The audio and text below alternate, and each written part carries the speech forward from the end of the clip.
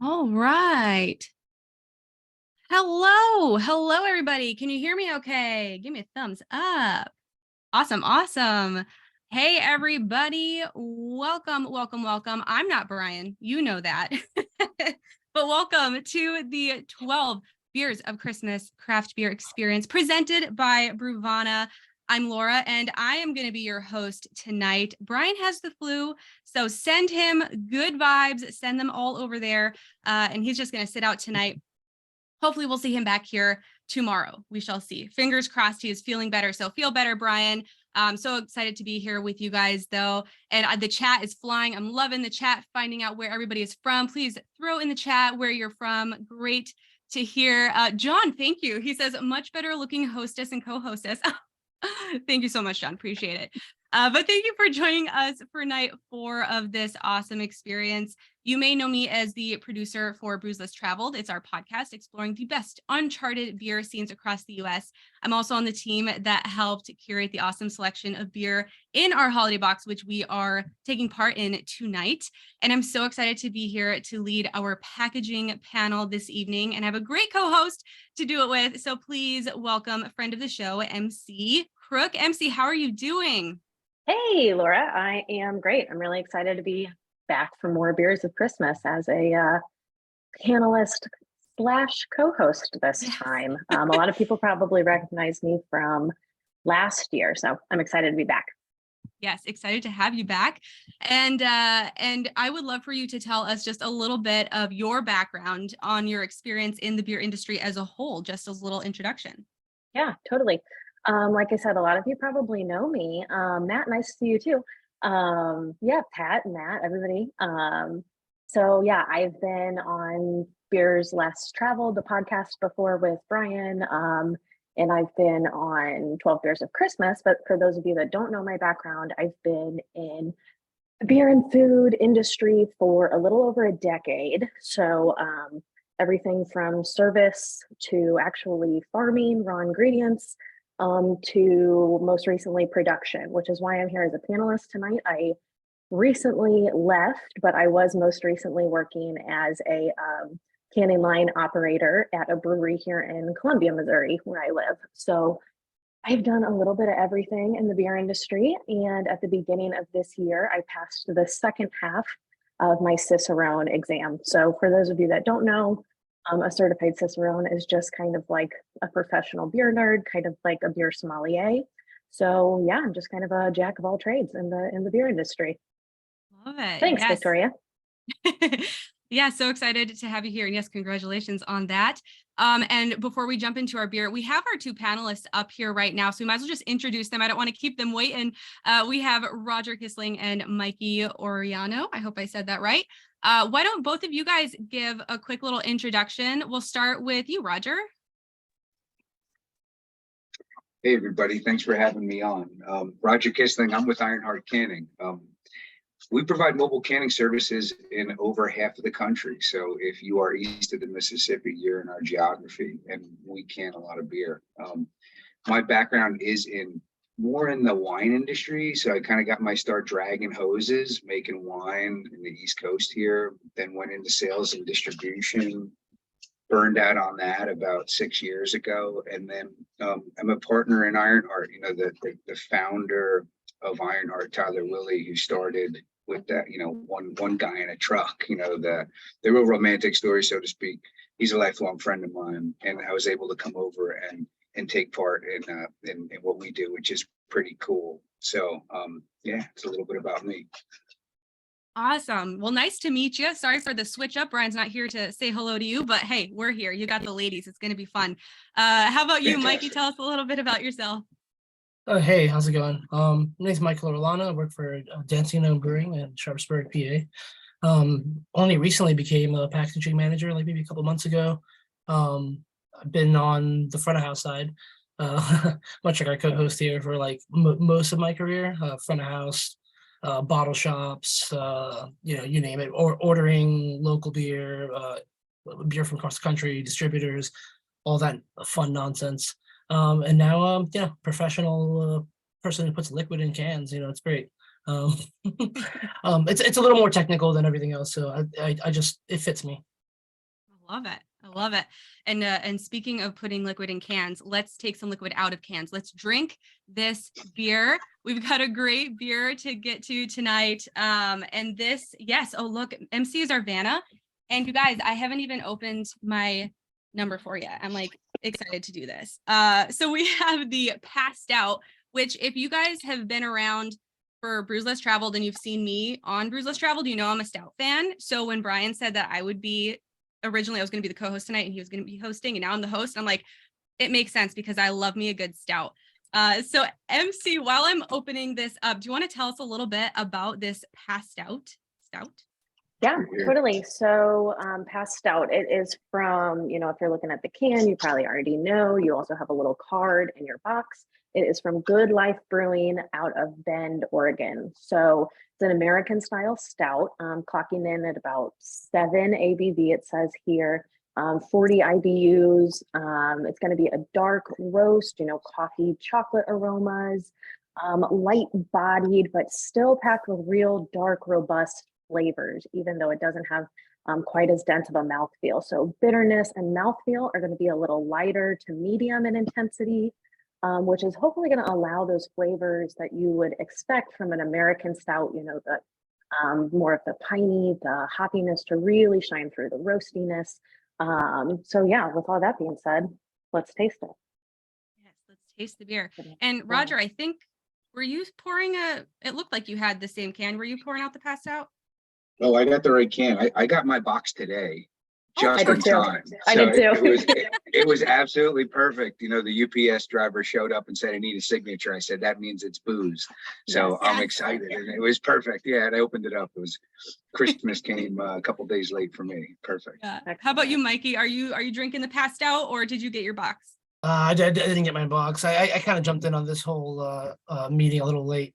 Kudos on the UPS guy actually asking you for your signature. He never does when it comes here. Right. He offered to forge it, but I said, no, man, no worries. Okay, I'll put it on there. There's some comments rolling in already, it looks like. Captain PBS says, just shy of a foreign stout. Foreign export stout, I should say. Yeah. Yep. No, I'm there. I haven't tasted yes, it. I agree, Dan. He says, I love the name of the beer, Passed Out, Passed Out. Very, very good. I love it. Yeah, very good. I just got very that good. actually. Yeah. I didn't even get it. I giggle every time I read the name of the beer. I love it. All right. So yes, we have this amazing stout, and Trey says smooth. And this actually reminds me, remember to put your questions in the Q&A section. There is a specific Q&A section, and also make sure to have your chat settings to everyone, because if it says the host and panelists, only us 4 are going to be able to see it. So if you switch that to everyone will be able to see that. And it was perfect timing because Trace just put smooth really long to the host and panelists. And so I thought that was just like perfect timing. But yeah, we're going to be hanging out here for the next 30 to 40 minutes. We've got our chat mod, possibly Adrian, in the house, hanging out in there. And like I said, definitely put all of your questions in the Q&A as we go through here. Yeah, and so we have introduced our guest. Like Laura said, we are going to be taking questions for that Q&A section. And if Adrian is not in there, I'm going to be keeping my eyes on it too. So definitely throw in all your questions that you have. And yeah. Perfect. Yes. And then I did see actually a question in the chat. There was a candy cane for today. Mine is very broken. And someone asked, were the candy canes in there because it pairs well with the stout, or just due to the Christmas season? And I think it's just irony. I don't know if we planned the candy cane to be on a stout night, but if that was the case, that's perfect, because a nice dark stout with the peppermint of the candy is a really, really good pairing. So either way, it works out great. Kind of like a peppermint hot chocolate. Exactly. I All have right. a dark chocolate character in the stout too, so I could totally see Yeah. that. It's Okay. still nice and piney though. My beer's still pretty cold. It might change as it warms up, but I definitely got a lot of texture on my tongue, a lot of that like zesty pininess underneath the like first, hit of robust dark flavors that I got at first. Definitely. And if you didn't get your candy cane, definitely check in the sides of the box, because some stuff kind of like hides in the corners and gets into the other numbers. So check out your number 3 and number 8. Maybe it got hidden. There was someone in there who said they couldn't find it. And then John says, yes, Joel, look elsewhere in your box. I love it. Okay, so let's jump into the panel discussion. We're talking specifically about canning beer tonight. So bottled beer was the standard for so many years. And so I would love for each of you 3 to kind of let us know, do you remember that point in your life when it became apparent that craft beer was going to adopt cans on a large scale? How about Mikey? I'm going to put you on the spot to go first. It's actually totally an okay question for me. I spent like 7 or 8 years working at Beerport here in Pittsburgh, local bottle shop that's attached to a movie theater. And yeah, I remember that wave just kind of like happening. You're like, oh, cool. So, there's always been 12-ounce cans around. You're like, ooh, 16, a pounder. Awesome. And you're like, oh, that's also in cans, 19.2. Great. And then, I don't know, less than like 2-3 years, it literally all became cans. I don't have no problem with cans. So, I mean, I'm here for any sort of vessel. We're kind of maybe taking a step back in the future at DEG. We might be putting more things in bottles soon, just for funsies. Great, awesome. How about you, Roger? Do you remember those days? I mean, 10 years ago it was bomber bottles, right? I mean, that's what Right. you were in. If you were cool, you're in bomber bottles.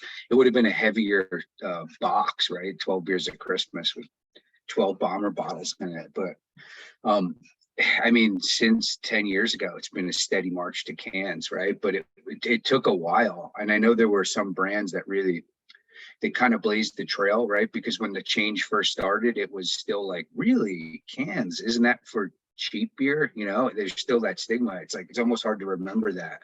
But yeah, I mean, I know the metrics, of course, being in the business, but it's been a steady march. And I think it was 6 years ago. No, I think it was, 5 years ago now. Cans overtook bottles as the majority of total beer, not even craft beer, like all total beer volume. Cans were the majority of the preferred package. So, but it was funny. One story that I'll share with you, I was kind of like, the 16-ounce cans. Mike, you mentioned 16-ounce cans versus 12-ounce cans. I'll never forget it, standing outside at a can release at one of our canning runs in Brooklyn, at a brewery. And the guy standing in line was completely bent out of shape because they were launching like a Russian Imperial Stout and they were releasing it in 12-ounce cans. And the guy was all bent out of shape. And I said, what's the matter? And he said, 12-ounce cans, I can't trade these. He was really, really, really, really pissed off because they didn't put in a 16-ounce can. That made me laugh too. So I think a lot of it is consumer driven as much as just the ability for really small breweries and breweries of all sizes, right, to put their product in cans and get it out in package. And I think that's the most important part, because then they're able to share the liquid that they make and send it places and sell it out the door and people share it, etc. So yeah, it's been a pretty cool ride. Definitely. All right, MC, take us home on this one. Yeah, I mean, 10 years ago when I turned 21, I was living in Colorado and my brother took me to Oscar Blues. And, they can everything and they're kind of the first ones to make canning cool.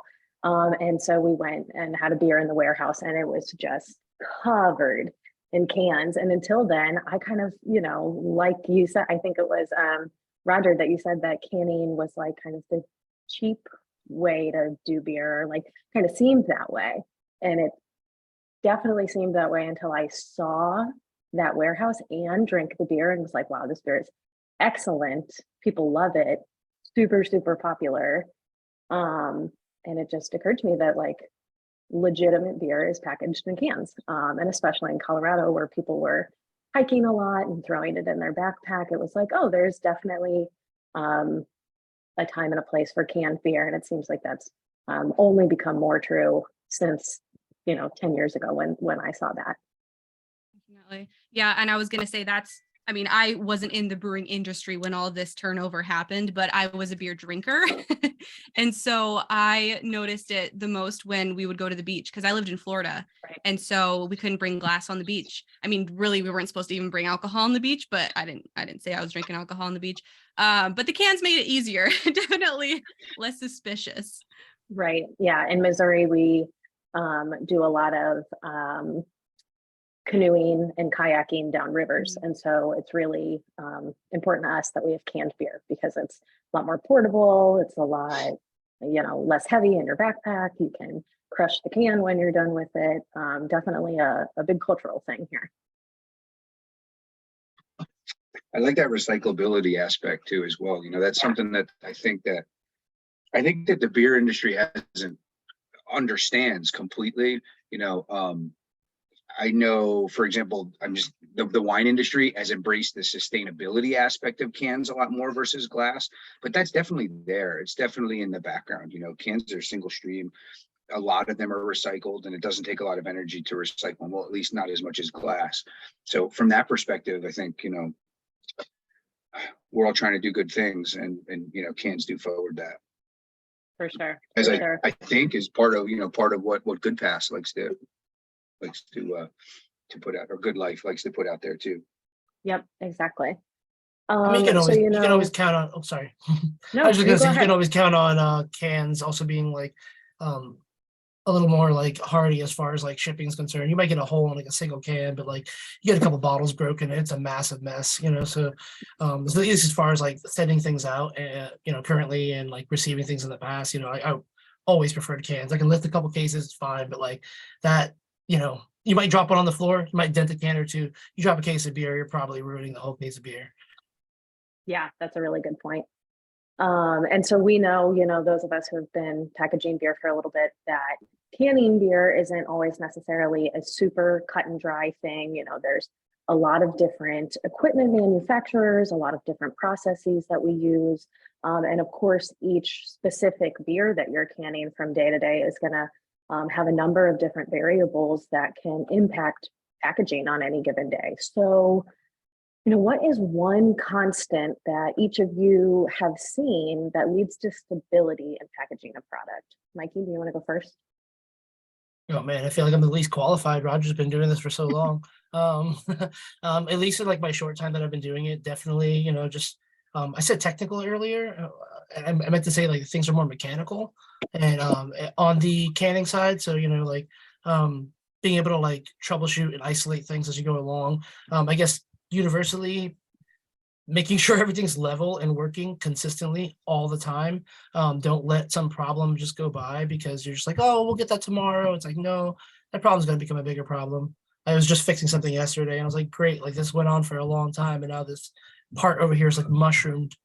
I'll just Mickey this till tomorrow and until the part comes in. But yeah, just staying on top of it, really. There are MC, there's a lot of components to quality canning, right? I think it all starts with a philosophy, packaging philosophy.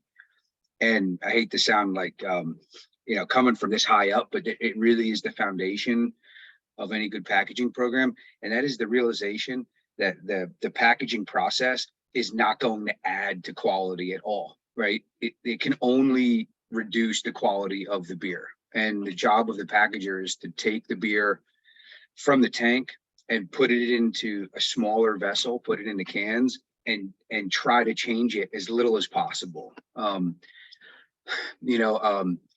of our customers could make the best Kolsch, the best Vienna lager that the world's ever tasted. And if we put it all in the cans and we don't do our job really, really well, nobody will ever know. So it starts with that kind of philosophy, but then of course the major components are dissolved oxygen minimization during the packaging process, which a lot of people would say are less important for the stout that we might be drinking today. Much more important for hop forward beers, IPAs, things that are more delicate and need to be protected from oxidation.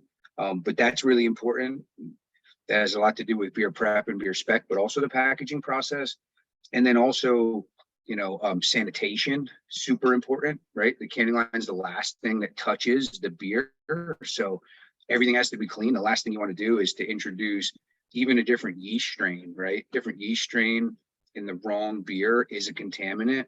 But then you have your other beer spoilers, which must stay out of the package.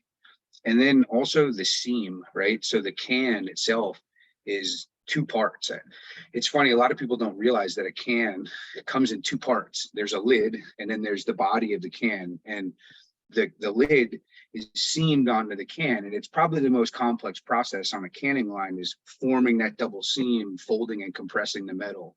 If that seam's not formed properly, it doesn't, it's not a vessel, right? It can leak, you can have problems. So making sure that that seamer is in spec and operating properly is another big component of quality packaging. Yep, that's exactly what I was going to say too. Those two main things that you said, that I was originally going to say the first, the number one thing that leads to like a well stabilized, good tasting, consistent product is well maintained and well sanitized equipment. You know, you can be putting awesome beer in the canner and come out with something not great that hits the shelves because people don't take care of their equipment. So I would say that, and you know, checking those seams every day. You know, the beer, if you've seen a canning line, the beer goes through this specific little, I guess it depends on what your canning line looks like, but it goes through a specific little machine called the seamer. And Roger, you said this, it's called a double seam. It kind of folds the can over and seams the lid on. And you measure those seams every day to make sure that they are consistent, and that there's that as little as possible dissolved oxygen is going to make it into the beer after it's canned. So those two things, you know, are probably what I would say are the most important as far as keeping your beer tasting good and on the shelf for as long as possible. We have a lot of questions in the chat. Can I give one? Can I throw a couple out there, Laura? Yeah, sure. Go ahead. Okay. Kent wants to know, it's a great question. How do you eliminate the foam when canning? I was going to type it out, but I'd love to hear what everybody else says. But I would say that foam is going to mostly come from protein in your beer, but also pressure, which is affected by carbonation levels and temperature. So keeping an eye on all of those things. You know, you're going to have a higher foam beer when you're putting a Hefeweizen through the canning line, as opposed to like an IPA, which is going to be oily, right? Because of the hop oils, you're going to have less foam on something like that. And then if you have higher carbonation, really high temperatures, really warm beer will be super foamy, and really cold beer will be not very foamy. So you want to kind of find the sweet spot on both of those. But I'm sure that is different brewery to brewery, canning line to canning line. What do you guys think, Roger and Mikey? Mike, I'll jump on that one first. I think part of it's technology. Well, sorry, let me back up. MC, you're 100% right. It starts with beer spec and temperature and carbonation. There's a relationship there, right? So you all know if you try to tap a warm keg or open a warm beer, I mean, what happens, right? The carbonation just comes out of solution really quick. So higher carbonation, colder product. But then there's a technology aspect to this as well, and that there's two main types of canning, two main types of fillers, and that's an atmospheric filler and there's a counter pressure filler.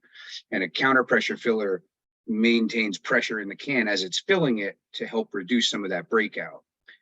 Counter pressure fillers don't equal better quality canning. They just are more acceptable to a wider range of product spec. An atmospheric filler, fill heads are lowering into the cans, and then the cans are being filled at atmospheric pressure. So temperature and carbonation spec become a little bit more important to control that. Last thing I'll say is that foam isn't necessarily your enemy during the canning process either, right? So tapping on really good foam is the key to dissolved oxygen minimization.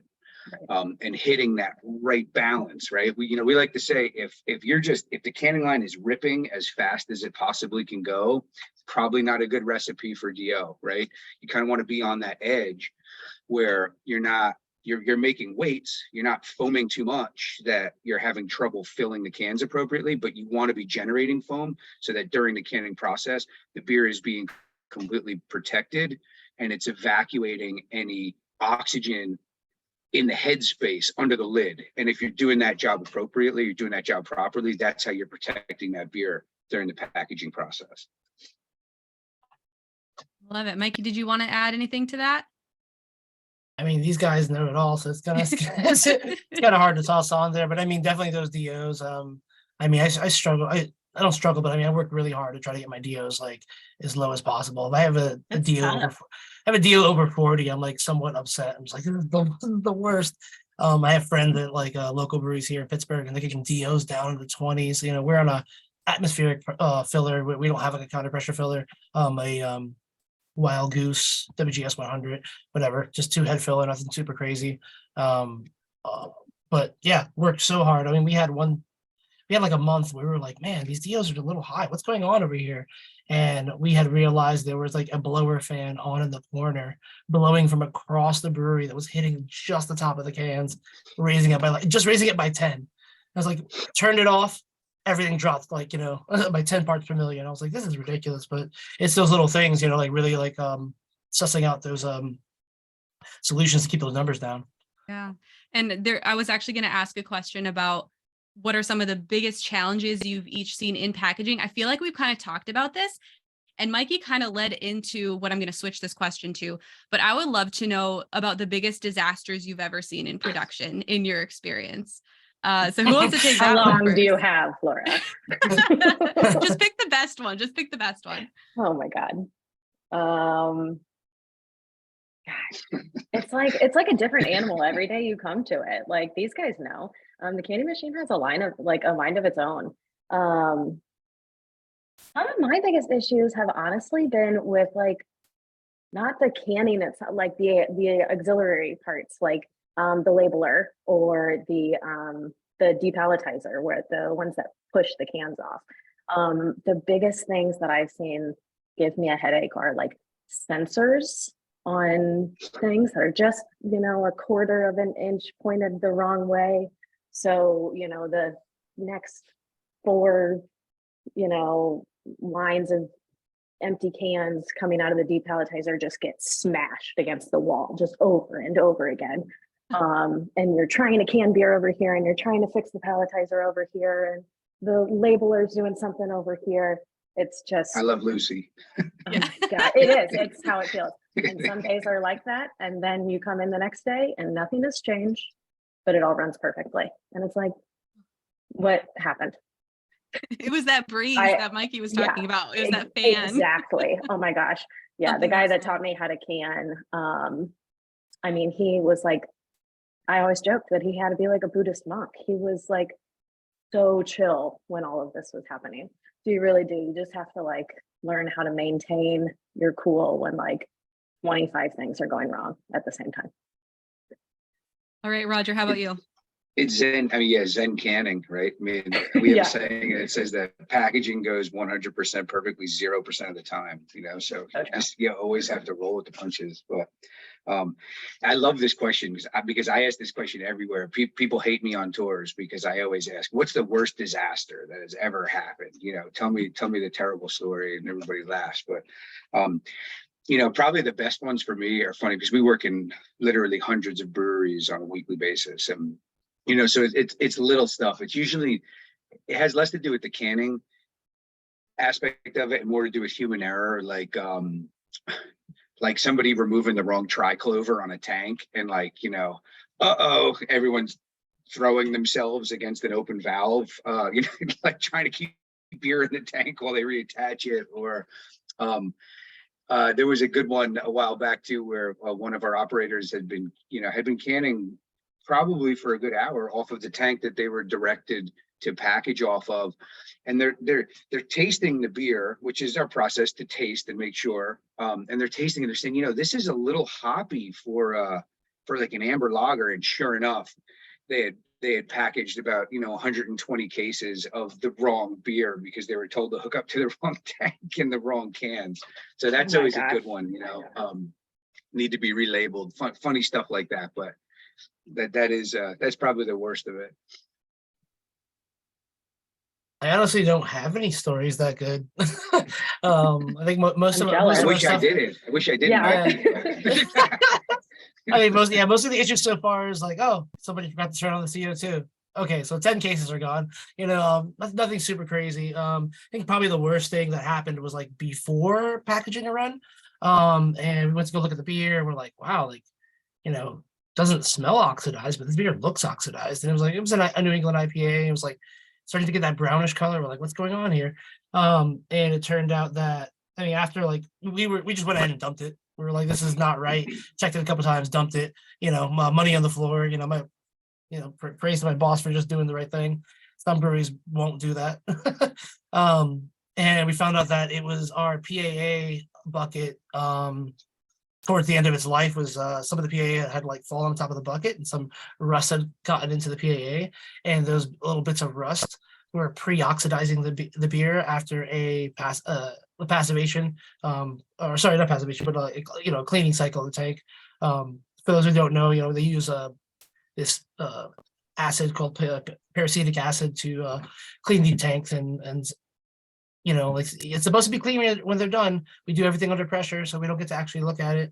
So they put the next beer in there, and sure enough, it was brown. So we went through the process and tried to find the source of the problem, and found the problem, and it never happened again.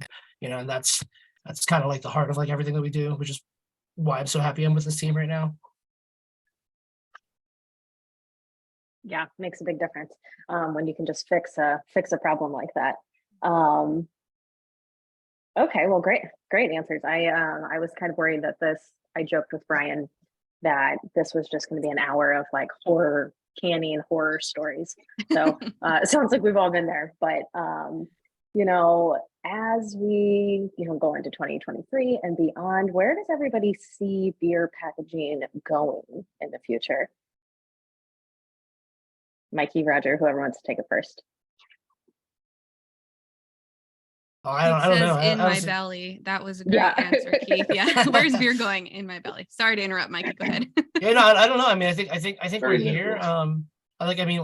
What Roger was talking about with the counter pressure fillers, I'm sure we'll see more of those. So, more consistent quality in beer. I mean, doesn't necessarily mean that you will have quality, but definitely brings the parameters within something that's a little more manageable than worrying about how hot the brewery is or how fast the beer is going. More canning, I guess. I mean, like, more things in cans all the time. I mean, I would love to see canning lines someday be a little easier for like swapping between sizes. That's definitely a thing that people make modifications for, but like, it's not an easy thing. That's more of like a hope and a wish than the actual future, though. It's just like, I wish I could do some 12-ounce can pilsners just for the sake of those things. From my retail experience informs me those things just are so much easier to sell in that format. I did retail for way longer than I've done canning, so just how my customers engage with those things, or like you were saying, like, you can fit those beers in a book bag. 12-ounce beers are much easier to like pound a little beer and keep rowing in your kayak. You're like, I don't need a whole other 16-ounce beer here. We're gonna wait till like we get out of the water for a little bit. Then that certain formats appeal to different people, which is kind of why DG's actually kind of revisiting doing like small 12-ounce bottles for classic styles, just for funsies. Like, hey, we're gonna put like an old English porter in a bottle, and maybe somebody will buy it. We'll find out. But that's where we're at.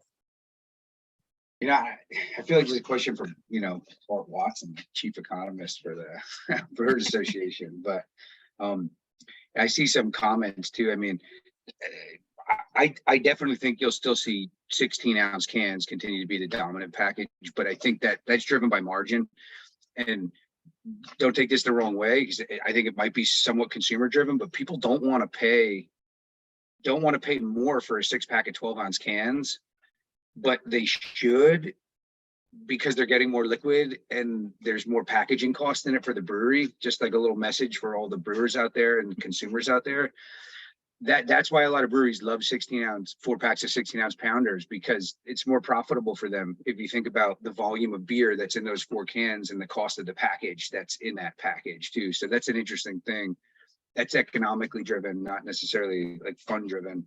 But I think maybe I'm injecting a little bit of personal like opinion here too, but I think there's a little bit of like hazy fatigue out there. I see more I see lagers really picking up. I even see, obviously sours, but maybe true sours and people playing with stuff a little bit more. I see more sessionable beers just coming back. And this is, like I said, I'm just sharing this from experience with hundreds of breweries. It's funny. It's what brewers drink, like you go out after CBC and brewers want to drink Pilsners. And it's funny, but that's what they want to drink.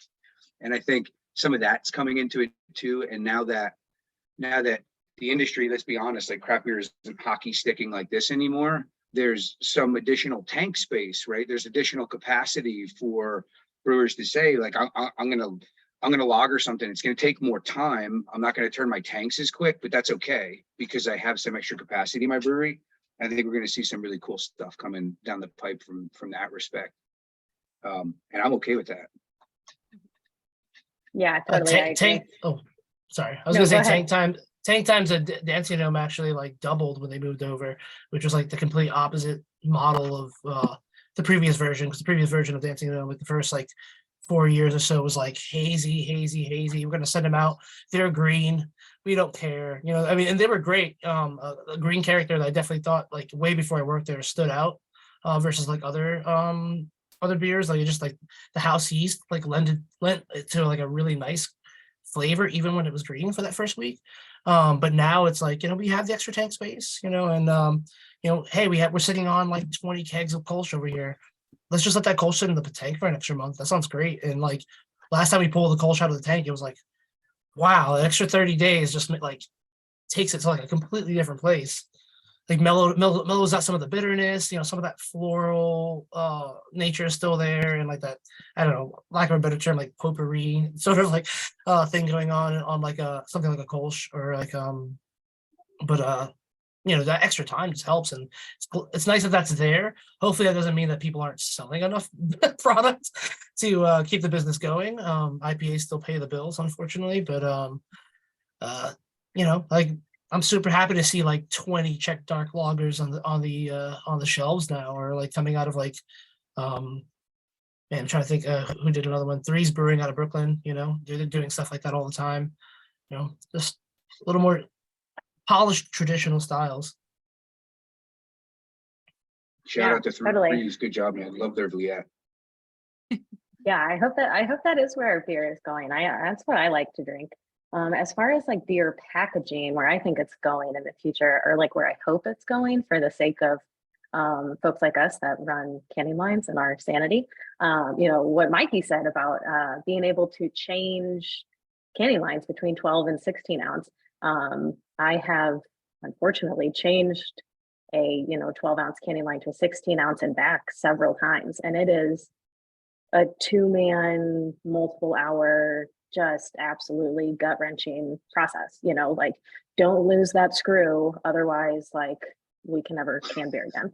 Or like speaking of horror stories earlier, screws falling out because of things, because of moving things around too much, and somebody finding a screw in their canned beer, so the ability for a canning line to be able to mechanically change on its own, like, that would be amazing. I would love to see something like that. And then, yeah, just seeing more 16 ounce beers and seeing more like mixed packs, I've found are like getting really popular. That's something that the brewery that I was working at has been working on this winter. They've been doing mixed packs of stouts and porters, and they've been so popular. And it's a lot of planning and work to be like, okay, well, I have 30 cases of this that's not pack teched. I'm going to hold it aside, and then you have to manually package it. And so some kind of automation where things like that I don't have the answer to how that would happen, but somebody who makes canning lines and something, might be able That would be incredible. It would be love so cool, I think, and like save so much time and effort and planning. And I think on the retailers end, they'd be really successful. So that's where I'm hoping maybe somebody will start taking things. I love that. Yeah. And Reynolds in the chat says AI canning line. I mean, let the robots take over if it makes our lives easier. We're on Right. board, I think. Yeah. All right. Well, we did have a few questions in the chat. MC, do you want to just go through and see if you see one that really catches your eye? And I'll just run through this chat really quick, make sure we didn't miss anything either. Well, yeah, speaking of that, there were a couple that I threw in earlier, but speaking of the AI, Garrett Brown says, guys, I haven't heard of this at all, but I wonder, Roger or Mikey, if you have, are you familiar with Tesla's Optimus AI bot? And do you have any faith that something like that would ever be able to at least augment bottling line staff machinery? I have not heard about it. But I will say that, you know, technology is a wonderful thing, and I know that it will continue to improve canning line technology. I think right now, I'm just going to lay it on the line and say personally, unless you're willing to spend a really big price tag, and that's just really not attainable for a lot of breweries, more practical, right? There's going to be a big expertise aspect to packaging, and I think that's going to be around for a while. You know, technology I think will always improve and help the operator, the canning line operator, do their job better, but I still think it's going to be a skill position for a while. It's just my opinion. I mean, the cheapest canning lines are still, you know, still like, you know, the whole line in feed, you know, pack tech, everything, like, you know, if you're talking like $100,000 easy, you know, $70,000 for just a, you know, a 2-head filler. Yeah, we're not going to reach that anytime soon.